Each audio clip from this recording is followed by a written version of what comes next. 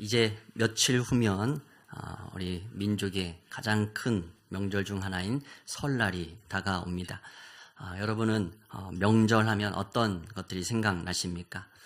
고향을 향하는 그 설레는 발걸음, 또 정성껏 준비한 음식, 또 오랜만에 만나는 가족들과의 그 웃음소리 등등이 떠오르실 것입니다. 또 설날하면 빠질 수 없는 거 먹을 거 떡국도 생각나실 건데요. 오늘 점심 메뉴는 떡국입니다. 그리고 귀한 헌신의 손길로 앞서서 우리가 함께 식탁의 교제, 공동 식탁 교제 나눌 때 주 안에서 우리가 형제 자매요 가족 아니겠습니까? 이 명절의 기쁨을 또 먼저 우리 식탁의 자리에서 우리 예배 후에 함께 나누는 그러한 복된 날 되길 간절히 소망합니다. 오늘 우리가 읽은 본문 1절도 바로 명절의 풍경으로 시작됩니다. 오늘 1절입니다. 그 후에 유대인의 명절이 되어 예수께서 예루살렘에 올라가시니라. 아멘. 유대인에게는 큰 명절 3개가 있습니다. 유월절, 칠칠절, 초막절 이 3개입니다. 그리고 그 중에서도 가장 큰 명절이 바로 유월절입니다. 유월절은 애굽에서부터 이스라엘 백성이 출애굽한 날을 기념하는 날이고 장자의 죽음으로부터 구원함을 받은 날이 바로 유월절입니다. 유대인들에게 가장 큰 명절입니다. 아마도 오늘 본문에 기록된 이 명절은 유월절로 추정됩니다. 이 유월절 명절을 맞아서 예수님 뿐만 아니라 수많은 인파가 예루살렘으로 모여들었습니다. 아마 성전에서는 화려한 제사가 드려졌을 것이고 또 거리마다 집집마다 맛있는 축제 음식들이 넘쳐났을 것입니다. 그런데 오늘 이 명절을 맞아서 예루살렘에 오신 예수님은 그 화려한 성전으로 가시는 것이 아니라 예루살렘 성의 한쪽 구석에 있는 베데스다라 하는 연못으로 찾아가십니다.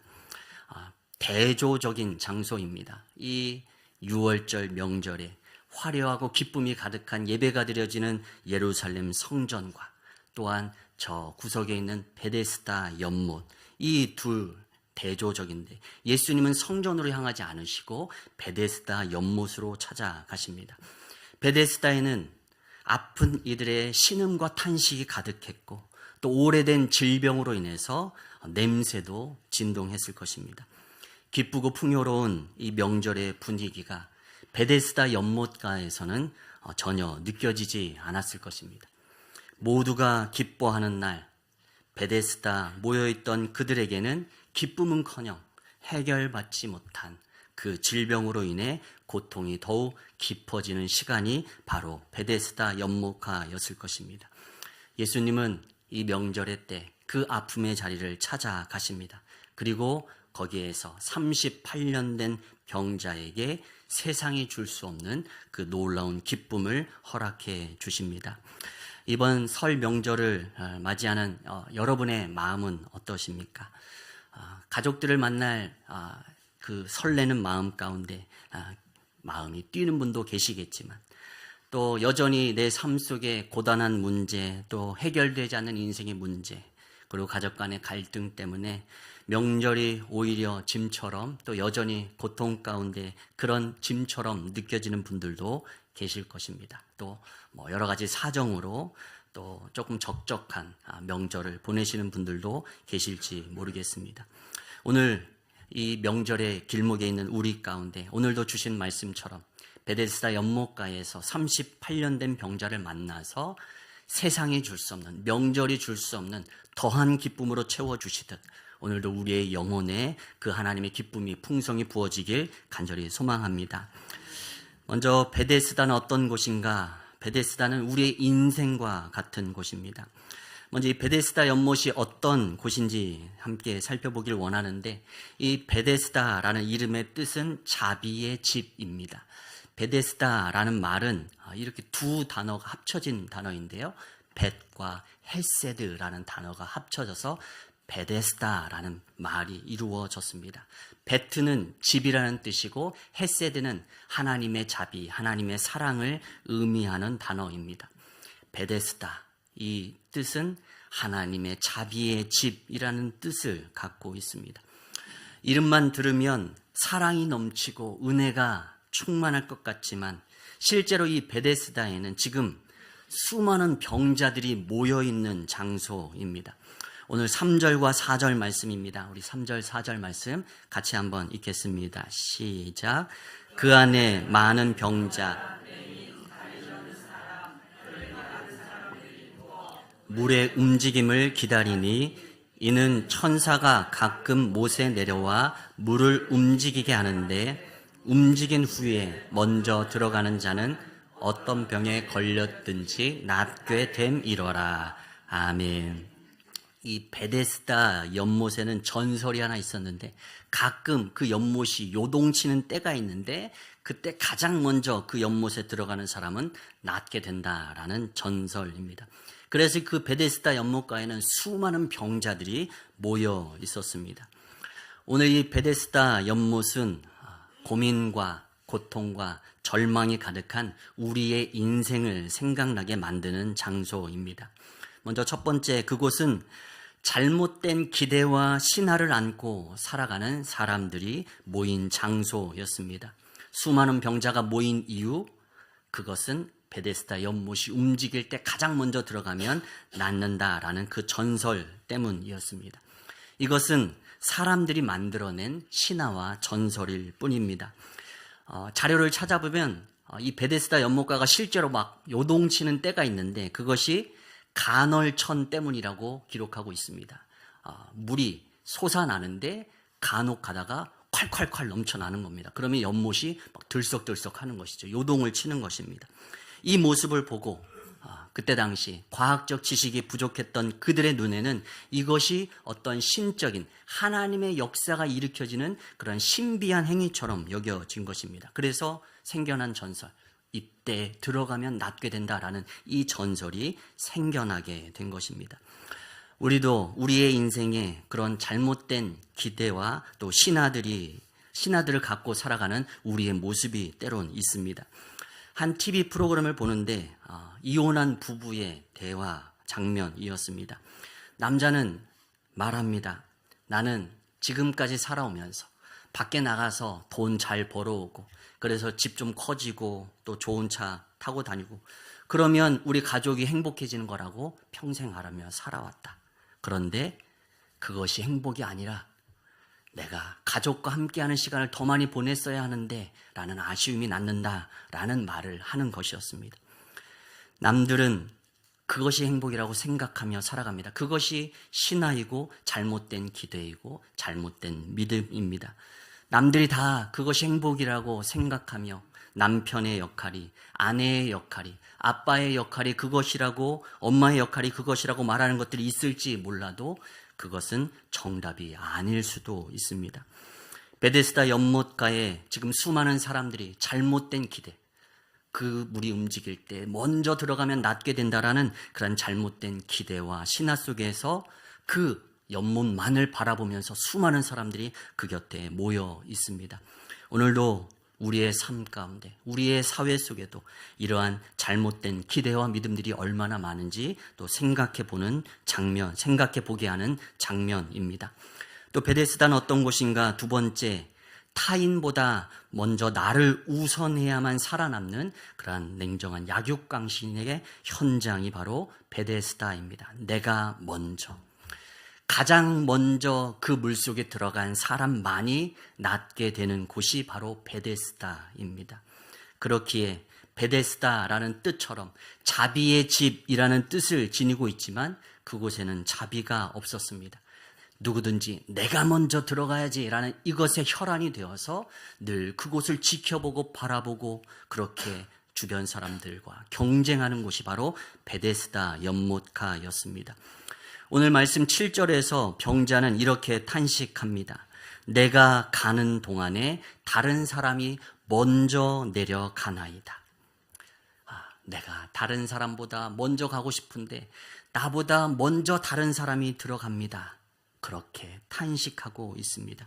그래서 서로 도와주지 못하고 때로는 먼저 들어간 사람 축하해주고 환영해 줄 수도 있을 텐데 그렇게 축하해 주지도 못한 채 그리고 서로를 의지하면서 그 아픔의 자리에서 서로 위로자가 되어 있을 수도 있을진데 그러지 못하고 서로 경쟁하고 시기심으로 가득한 곳이 바로 내가 먼저 들어가야 될 그 연못을 바라보고 있는 베데스다 현장입니다. 오늘도 우리가 살아가고 있는 이 삶의 현장이 그렇게 처절한 싸움터처럼 느껴질 때가 참으로 많습니다. 다른 사람들을 배려하기는커녕 내가 먼저 생각하며 사는 것이 바로 우리의 학교이고 또 우리의 직장이고 우리 일터가 아닌가, 이런 생각을 해보게 됩니다. 그리고 마지막, 베데스다는 어떤 곳인가? 세 번째, 오랜 세월 노력했지만 좌절과 피해 의식만 남은 장소가 바로 베데스다였습니다. 오늘 말씀 속 주인공은 38년이라는 시간 동안 스스로 움직일 수 없어서 자리에 그냥 누워 있었던 사람으로 기록되어 있습니다. 우리가 딱 봐도 38년이라는 시간은 결코 짧은 시간이 아닙니다. 처음에 그 베데스다 연못가에 왔을 때 그 사람이 얼마나 희망 가운데 부풀었겠습니까? 내가 들어가서 다른 사람보다 제일 먼저 들어가서 나아야지 라는 그런 희망을 안고 그곳을 찾아왔지만 해가 갈수록 절망이 쌓여갔고 결국 38년이라는 세월이 지나는 동안 다른 사람에 대한 원망과 분노만 점점 커져갔습니다. 그래서 오늘 7절에서 이 38년 된 병자는 예수님께 말합니다. 나를 못에 넣어주는 사람이 없어서라고 말합니다. 이 말은 어떤 의미가 담겨져 있습니까? 만약 나를 못에 넣어주는 사람이 있다면 나는 진작 이곳을 떠날 수 있었을 텐데 라는 그런 불평과 원망, 다른 사람에 대한 그런 분노로 가득 차 있는 모습이 바로 이 38년 된 병자의 모습입니다. 오늘도 우리의 마음속에 남는 여러 가지 아쉬움 속에서 우리도 이 38년 된 병자처럼 만약에 라는 생각을 떠올리진 않는지 한번 생각해 보길 원합니다. 내가 그때 그 아파트를 샀더라면 지금 얼마나 좋았을까. 내가 만약 그 주식을 팔지 않았더라면 얼마나 좋았을까. 만약 그때 부모님이 나를 조금만 더 밀어주셨다면 어땠을까. 만약 그때 내 남편이 사고를 치지만 않았어도 어땠을까. 이런 생각, 우리의 인생 속에 이런 생각들을 해보게 됩니다. 이게 바로 오늘 그 절망의 자리에서 38년 된 병자가 갖고 있는 생각입니다. 만약에 나를 못에 넣어주는 사람이 있었다면, 이런 생각을 안고 원망과 분노를 품고 앉아있는 사람이 이 38년 된 병자의 모습입니다. 그러나 우리의 인생에 만약에라는 것은 없습니다. 우리가 가끔 이런 질문 듣습니다. 만약에 다시 태어나면 그 사람하고 또 살 거야? 이런 질문 해보죠. 만약에 다시 태어난다. 그런데 우리가 만약에 다시 태어날 수 있습니까? 없습니다. 만약에라는 없습니다. 만약이라는 생각에 사로잡히기 시작하면 원망과 분노에 사로잡혀 불쌍한 인생을 살아갈 수밖에 없는 것입니다. 물이 움직일 때 만약 누가 나를 그곳에 넣어줬더라면 이 생각 속에 불평과 원망을 품고 살아갔던 38년의 그 세월, 그 병자처럼 오늘도 우리의 삶 속에서 내 인생을 향해서 아니면 내 곁에 있는 나의 가족들을 향해서 만약이라는 말로 서로를 향해 불평하고 원망하고 살고는 있진 않은지 오늘 우리의 삶을 돌아보길 원합니다. 오늘 베데스다 연못은 그처럼 수많은 근심과 걱정과 아픔을 안고 살아가는 우리의 삶의 모습과 닮아 있습니다. 명절에 모두가 기뻐하고 있을 때 베데스다 연못가에는 고통과 아픔이 가득했던 것처럼 우리네 인생은 때로 말 못할 아픔과 근심들을 안고 살아가는 베데스다와 같은 삶의 자리입니다. 그러나 예수님은 그런 베데스다에 찾아오셔서 오늘 은혜를 베푸십니다. 38년 동안 그곳에 그냥 아무에게 주목받지도 못한 채 움직이지 못하는 자, 그냥 자리에 누워있던 그 사람에게 어느 날 예수님이 찾아오십니다.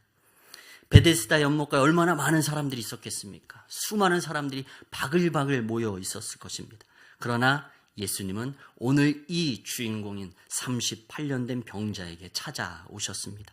그리고 말씀하십니다. 일어나 내 자리를 들고 걸어가라. 그리고 나서 9절의 말씀, 그 이후의 장면입니다. 그 사람이 곧 나아서 자리를 들고 걸어가니라. 아멘. 주님이 찾아오시고 은혜를 선포해 주셨을 때 그의 고통의 인생에, 절망의 인생, 분노와 원망의 인생에 하나님의 기적이 임하게 됩니다. 여기서 우리는 복음의 가장 위대한 원리를 발견합니다. 바로 하나님의 은혜라는 사실입니다. 오늘 이 38년 된 병자는 예수님께 도와달라고 먼저 손을 내민 사람이 아닙니다. 그는 지금 자신을 치유해 주시는 분이 누군지도 알지 못했습니다. 예수님을 향해, 오늘 말씀을 보면 예수님을 향해 신앙의 고백, 믿음의 고백, 하나님의 아들이라는 이 영적 깨달음을 안고 예수님께 믿음의 고백을 한 적도 없습니다. 심지어 예수님이 네가 낫고자 하느냐 예수님이 물으셨을 때 네 주님 믿습니다 라고 대답하는 것이 아니라 구구절절 자신의 신세 한탄을 늘어놓는 사람이었습니다. 나를 못에 넣어주는 사람이 없어서 내가 여태껏 여기에 누워 있습니다. 이렇게 대답하는 사람이 오늘 주인공입니다.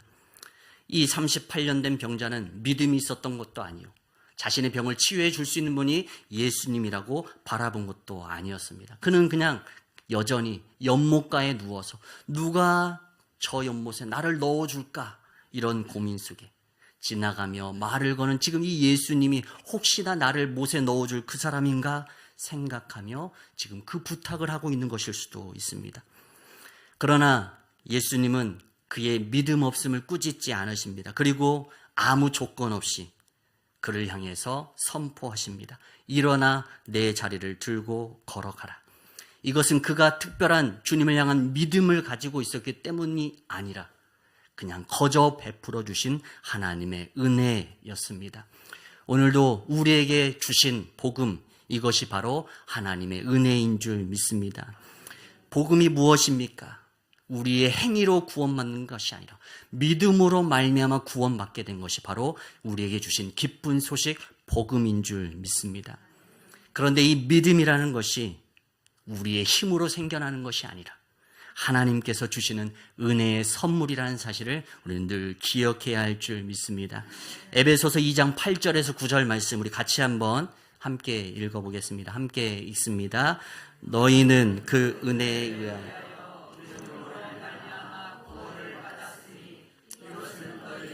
난 것이 아니요 하나님의 선물이라. 행위에서 난 것이 아니니 이는 누구든지 자랑하지 못하게 함이라. 아멘. 행위로 구원받은 것이 아닙니다. 다른 모든 종교는 행위를 강조합니다. 그러나 기독교는 행위가 아니라 믿음을 강조합니다. 믿음으로 말미암아 구원받습니다. 그런데 그 믿음은 어떻게 얻어지는가? 은혜로 말미암아, 은혜에 의하여서 값없이 우리에게 선물로 주어진다는 사실입니다. 오늘 38년 된 병자에게 치유의 역사가 임했던 것처럼 오늘도 그렇게 우리는 하나님 앞에 값없이 은혜 받은 자들인 줄 믿습니다. 요한복음은 그렇게 우리에게 예수님께서 오셔서 베풀어 주신 은혜에 대해서 강조해서 보여주고 있습니다. 먼저 요한복음 3장에서는 니고데모라는 사람이 등장합니다. 우리 지난주에 보았던 인물이죠. 니고데모는 임으로 부는 바람처럼 성령으로 거듭나야 하나님의 나라를 볼 수 있고 또 하나님 나라에 들어갈 수 있다고 예수님께서 가르쳐 주십니다. 사람의 힘으로 되지 않습니다. 성령으로 거듭나야 합니다. 하나님의 은혜가 필요한 일입니다. 이렇게 한밤중 예수님을 찾아왔던 니고데모는 훗날 대제사장들과 바리새인들 앞에서 예수님을 변호하는 사람으로 성경에 등장합니다. 그리고 뿐만 아니라 예수님이 십자가에 못 박혀 죽으신 후에는 예수님을 장사하기 위해서 찾아온 사람으로 등장합니다. 주님 앞에 부족했던 모습으로 나왔던 니고데모이지만 그 이후 성령으로 말미암아 거듭났다라는 것을 보여주는 장면들인 것입니다. 바로 하나님의 은혜가 니고데모에게 임한 것입니다. 또한 요한복음 4장에는 또 우물가에서 그 만난 사마리아 여인의 이야기가 등장합니다. 그 여인에게 예수님이 자신이 그리스도인심을 드러내시고 그녀에게 구원의 기쁨을 주십니다. 그러자 그녀가 변화받아서 동네방네 돌아다니면서 예수님에 대해 소개하며 다닙니다.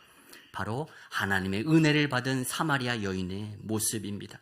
오늘 요한복음 5장 38년 된 병자에게도 아무 조건 없이 베데스다 연못가에 수없이 많이 모여있는 그 사람 중에서 이 38년 된 병자를 찾아오셔서 치유해 주십니다. 이 또한 하나님의 은혜입니다. 우리는 받을 자격 없지만, 우리는 아무것도 한 것이 없지만 하나님께서 우리에게 은혜를 베풀어 주셨습니다. 오늘도 이 자리에 모여 하나님을 향해 예배 드립니다. 이 모든 것이 하나님의 은혜인 줄 믿습니다. 믿음으로 구원받아 하나님의 자녀로 사는 그 은혜를 누리고 있습니다. 베데스다 연못가에 모인 인생들처럼 우리도 수많은 아픔과 근심들을 안고 각자 나름대로 최선을 다해 살아보고자 몸부림쳐 살아온 우리들에게, 그렇게 수많은 사람 가운데 하나에 불과한 우리에게, 그리고 나에게 오늘도 찾아오셔서 우리에게 구원의 손길을 내밀어 주신 분이 예수 그리스도이십니다. 그것이 우리가 받은 하나님의 넘치는 은혜인 줄 믿습니다. 구원은 내가 잘해서가 아니라 전적인 하나님의 은혜임을 우리가 기억해야 할 줄 믿습니다. 내가 찾아가서 얻은 것이 아니라 주님이 내게 먼저 찾아오셔서 손 내밀어 주신 것이 바로 구원의 은혜인 줄 믿습니다. 로마서 5장 8절은 이렇게 말합니다. 우리가 아직 죄인 되었을 때에 그리스도께서 우리를 위하여 죽으심으로 하나님께서 우리에 대한 자기의 사랑을 확증하셨느니라. 아멘. 우리가 아직 죄인 되었을 때에, 2000년 전 아직도 우리가 이 세상 가운데 존재하기도 전에 이 땅 가운데 오셔서 우리의 죄를 위해 이 땅 가운데 인간의 몸을 입고 오시고 십자가에 못 박혀 죽으신 예수 그리스도, 그분 때문에 우리가 2000년 후에 존재하는 우리가 구원받게 되었습니다. 이토록 구원엔 하나님의 그 전적인 은혜가 있음을 우리가 깊이 기억하길 간절히 소망합니다. 사순절은 그 십자가의 은혜를 깊이 묵상하는 기간이 이 사순절의 기간입니다.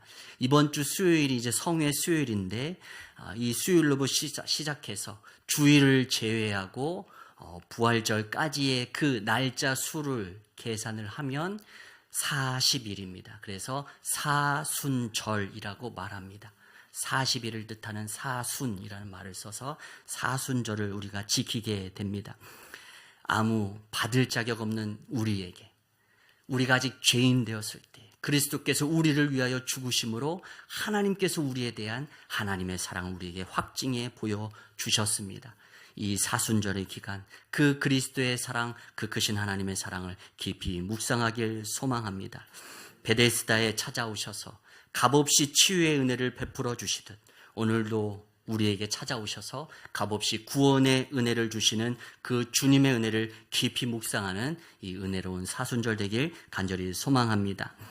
그리고 마지막 세 번째, 예수님의 이 말씀 한마디에 38년 동안 움직이지 못했던 그 몸이 치유받습니다. 기적이 일어났습니다. 그런데 오늘 본문은 여기에서 끝나지 않습니다. 오늘 14절을 보면 예수님께서 성전에서 이 치유받은 38년 된 병자를 만나서 이렇게 말씀하십니다. 오늘 14절 말씀 우리 같이 한번 함께 읽겠습니다. 함께 읽습니다. 그 후에 예수께서 보라, 내가 나았으니 더 심한 것이 생기지 않게 다시는 죄를 범하지 말라 하시니. 아멘. 예수님이 그를 만나 말씀하십니다. 보라, 네가 나았으니 더 심한 것이 생기지 않게 다시는 죄를 범하지 말라. 예수님께서 값없이 이 38년 된 병자를 치유하신 목적이 여기에 언급됩니다. 다시는 죄를 범하지 말라고 예수님은 그를 치유해 주셨습니다. 예수님은 그의 병든 육신만을 치유하기 위해서 오신 분이 아니십니다. 육신의 병에서 치유받는 것, 고침받는 것도 중요하지만, 그것도 너무도 큰 복이지만 더 무서운 병은 하나님을 떠나게 되는 죄의 병이라고 말씀하고 있는 것입니다.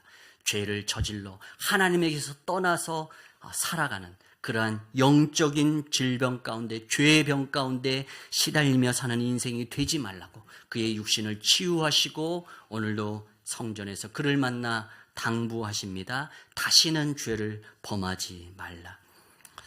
예수님은 하나님의 은혜로 치유받은 그가 다시는 죄를 범하지 않고 하나님 안에서 거룩하고 성결한 삶을 살아가기를 원하셨습니다. 복음서에서 예수님은 항상 사람들의 그 육신의 필요를 먼저 채워주시지만 거기에서 끝나지 않습니다. 그들의 육신의 필요를 채우신 이후 더 나아가서 그들의 본질적인 문제, 그들의 영적인 문제에 다가가시고 그들의 영적인 필요를 채우기 위해 힘써 주셨습니다. 그들에게 기적을 베푸시고 그것을 통해 그들의 죄를 깨닫게 해주시고 나를 따르라고 아니면 가서 다시는 죄를 범하지 말라고 그렇게 그들을 당부하시는 것이 주님의 모습이었습니다. 육신뿐만이 아니라 그 육신보다 더 중요한 그 영혼이 잘 되는 것을 주님은 그 무엇보다도 원하셨다라는 사실입니다. 연구에 따르면 거액의 로또에 당첨된 사람들 중 상당수가 이 당첨 이전보다 더 불행한 삶을 산다라는 연구가 있다고 합니다. 우리가 생각했을 때 로또 당첨되면 얼마나 좋을까, 얼마나 행복할까. 그런데 연구를 해보면 그 후에 당첨된 사람들의 삶을 추적해서 연구해보면 당첨되기 이전보다 당첨된 이후에 그들의 삶이 더 피폐해졌다라는 사실입니다. 왜 그럴까요? 평소에 돈을 관리할 줄도 모르고 성실한 삶의 태도도 준비되지 않은 그 사람에게 감당할 수 없는 큰 돈이 주어져 봤자 그것은 복이 아니라 재앙이라는 사실입니다. 그들은 돈을 은혜로 여겼겠지만 그것을 유지할 준비가, 태도가 그들에겐 아직 준비되지 않은 것입니다. 오늘도 예수님이 병자에게 다시는 죄를 범하지 말라고 말씀하신 이유가 여기에 있습니다. 은혜를 입는 것보다 그 은혜를 지키는 것이 더 어려운 것입니다.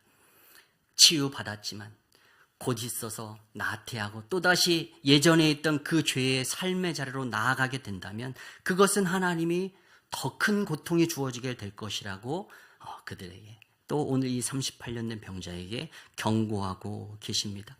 오늘도 우리는 죄 가운데 살다 하나님의 은혜를 입고 하나님의 자녀가 된 자들입니다.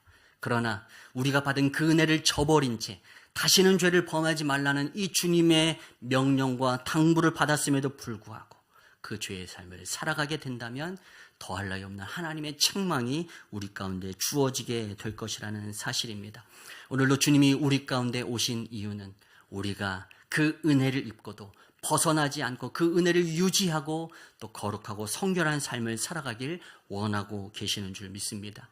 오늘도 우리에게 주신 그 은혜를 헛되이 여기지 않고 가벼이 생각하지 아니하고 하나님이 기뻐하시는 하나님의 뜻을 따르는 그런 거룩한 성결의 삶으로 나아가는 우리가 되길 간절히 소망합니다. 말씀을 정리합니다. 베데스다의 병자에게 진정한 기쁨은 연못의 물이 움직일 때가 아니었습니다. 예기치 않은 예수님이 찾아오셔서 그에게 치유를 선포해 주셨을 때 그에게 기쁨이 임했습니다.